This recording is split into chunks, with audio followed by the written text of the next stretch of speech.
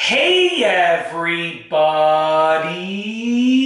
I'm here today to tell you and show you how to choose a dryer. This will be a full clothes dryer buying guide. So let's get right into the video. I will be going over a few different areas that you should consider when you are looking towards buying a new dryer.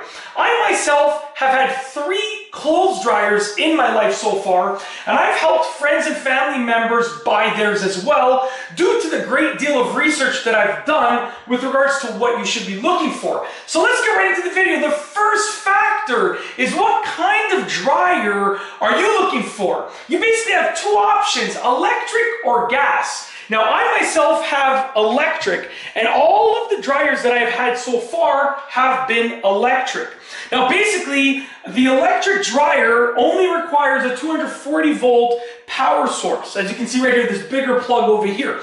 So it's a little bit easier with regards to most laundry rooms are already going to be equipped with that. In addition, it requires less maintenance. Gas dryers require a lot more maintenance, and it's just something that I personally don't want to deal with, and I personally don't want to run a gas line to the laundry room as well. However, gas dryers do dry the clothes slightly faster. So it all depends, and then you can look at the cost, but that all depends on where you live. But you basically have 2 options. You have the electric dryer, which is the kind that I've always had, and I prefer electric dryers personally, but that's just my own opinion. And you also have a gas dryer option as well. So you have to figure out which one works better for you and your needs, electric or gas, electric or gas. You have to figure out which one works for you. Now, the second thing that you need to consider is size. The size of the drum inside. That will determine how much clothing you can dry at once, okay? Now, here's what it comes down to. You can get a bigger dryer. Sorry about the sound right there as I was speaking. You can get a bigger capacity dryer that will dry more clothes. However, every cycle, it's going to cost you more money because it needs to produce more heat to fill the drum inside. Now, you have really small compact dryers, like 3.5 cubic feet around there, 3 to 3.5 cubic feet. But then you have these ridiculous oversized dryers that are like 8 or 9 cubic feet. Standard ones are around the 6 and a bit range, 6 cubic feet, 6.5, somewhere around there, depending on where you live. But like I said, getting a bigger capacity means you can fit more clothing in there, but it requires more heat to actually dry what's in there. So you're using more money per cycle. So you have to weigh out how much you need that bigger capacity compared to how much you're willing to spend per cycle on the cost of heating and drying the clothing, okay? The third thing that you need to consider is, are you looking for a specific look, a specific brand, or a specific model? Now, this, full disclosure, this dryer and this washer over here came with the house when my wife and I bought it. We love the utilities, we love the appliances, but we didn't choose them, they came with the house. And obviously they match. You can see the coloration matches. They're both the Whirlpool brand. They're a slightly different line of, that one's a Cabrio and this one's a duet seam. So they're slightly different, but they follow the same aesthetic roughly. Now you have to determine, are you looking for a certain size of machine? Okay, do you have a size limitation? That could be a possibility. It's likely going to be a possibility. Do you have a specific make or model that you want? Do you have a specific coloration that you want? If this was a stainless steel or a white appliance combined with this gray, it would look really weird. So, because they're both similar, it makes sense. So you have to figure out what works for you. Are you looking for a certain look? Or are you looking for something that's not going to cost you as much and you don't care what it looks like? It all depends on your own specific situation. Now, the last thing that you have to look for are potential options or features in dryers. Now, modern day tells you that there's going to be lots of options and features available to you.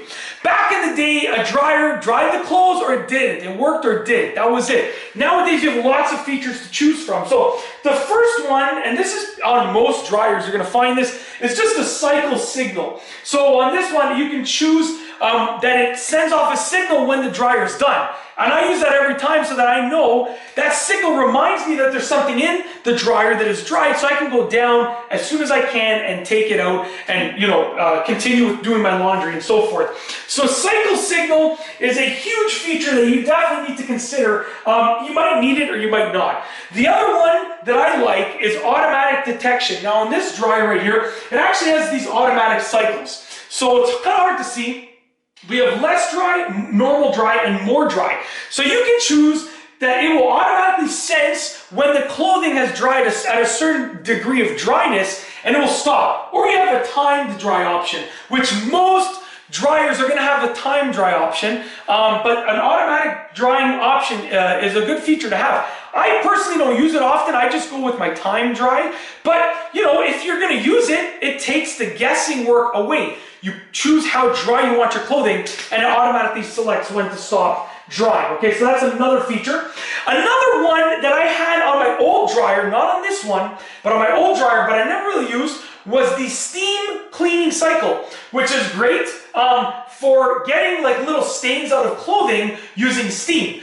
This machine doesn't have it, and to be honest with you, I never really use it often. I use it once or twice just to try it out. But that's going to be something that you might want to consider. The other thing that you might want to consider is a wrinkle prevent option.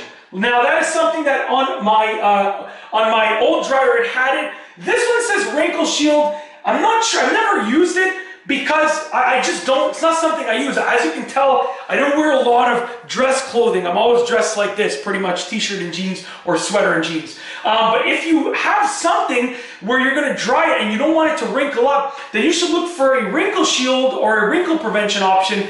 What that usually does is that when the dryer is finished, it will cycle on, like just to tumble the clothing every so often, intermittently. So that will allow it to prevent it from sealing down and creating wrinkles.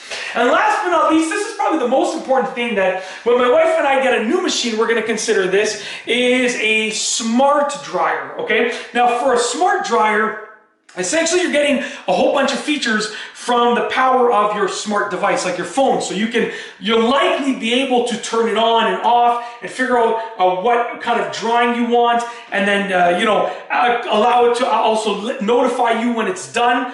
All of these things you can do from the comfort of your own phone, which is great because let's say, you know, I want to set my dryer to only run during these hours in which it's going to be lower for the electricity costs, then I can set it for that. So a smart dryer is where it's at nowadays. And if you're looking for a new dryer, I do recommend that you look at a smart dryer option. But that's it. That is what to look for and consider when you're buying a clothes dryer. I've gone over the 4 main areas that you should be looking into, and hopefully you can make a great decision. That's it. If you like this video, please be sure to give it a thumbs up. Let me know what you think down below as a comment. And of course, be sure to subscribe for more great videos just like this one. And that's all I have for you today. Thanks for watching.